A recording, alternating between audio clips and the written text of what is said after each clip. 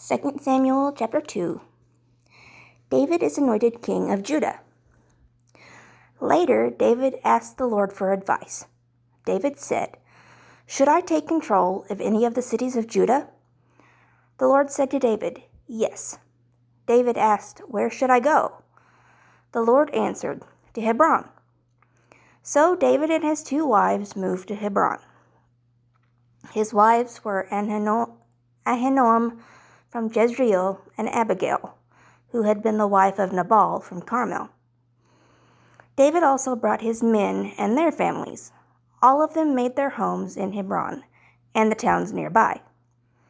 The men of Judah came to Hebron and anointed David to be the king of Judah. Then they told David, "The men of Jabesh Gilead buried Saul." David sent messengers to the men of Jabesh Gilead. These messengers told the men in Jabesh, "The Lord bless you, because you have shown kindness to your lord Saul by burying him. The Lord will be kind and true to you, and so will I. Now be strong and brave. Your lord Saul is dead, but the tribe of Judah has anointed me to be their king." Ishbosheth becomes king. Abner, son of Ner, was the captain of Saul's army. Abner took Ishbosheth, son of Saul, to Mahanaim, and made him king of Gilead, Asher, Jezreel, Ephraim, Benjamin, and all Israel. Ishbosheth, son of Saul, was 40 years old when he began to rule over Israel. He ruled Israel 2 years, but the tribe of Judah followed David. David ruled over the tribe of Judah from Hebron for 7 years and 6 months. The deadly contest.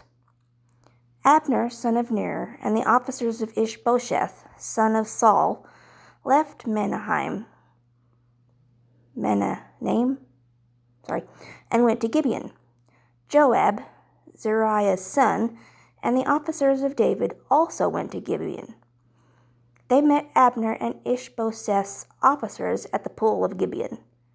Abner's group sat on one side of the pool. Joab's group sat on the other side. Abner said to Joab, "Let's have the young soldiers get up and have a contest here." Joab said, "Yes, let's have a contest." So the young soldiers got up. The 2 groups counted their men for the contest. They chose 12 men from the tribe of Benjamin to fight for Ishbosheth, son of Saul, and they chose 12 men from David's officers. Each of the men grabbed his opponent's head and stabbed him in the side with his sword, and then they fell down together. That is why this place in Gibeon is called the Field of the Sharp Knives. That contest turned into a terrible battle, and David's officers defeated Abner and the Israelites that day.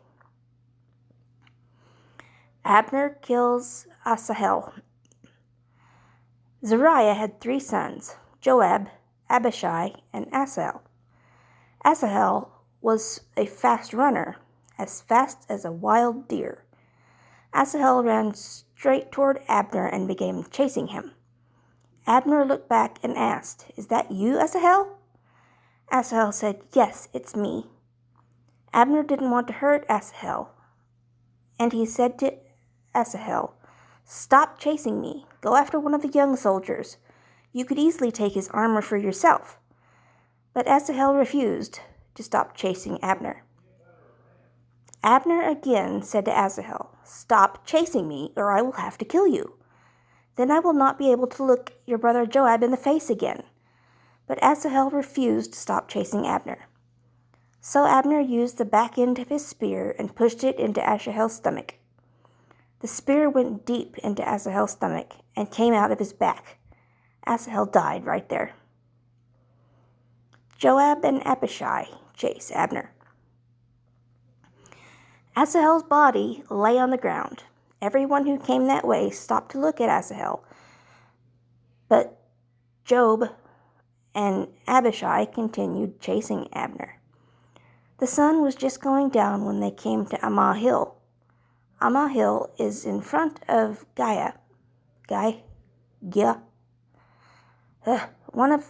on the way to the desert of Gibeon.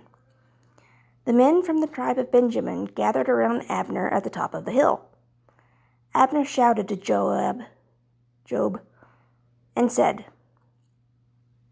Joab, must we fight and kill each other forever? Surely you know that this will only end in sadness. Tell the people to stop chasing their own brothers.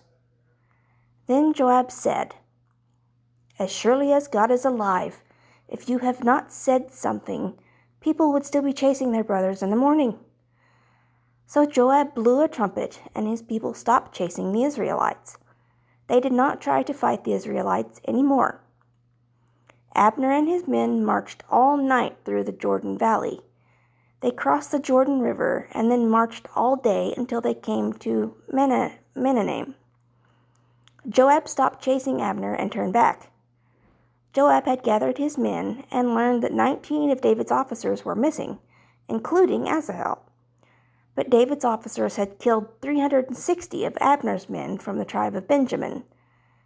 David's officers took Asahel and buried him in the tomb of his father at Bethlehem. Joab and his men marched all night. The sun came up just as they reached Hebron.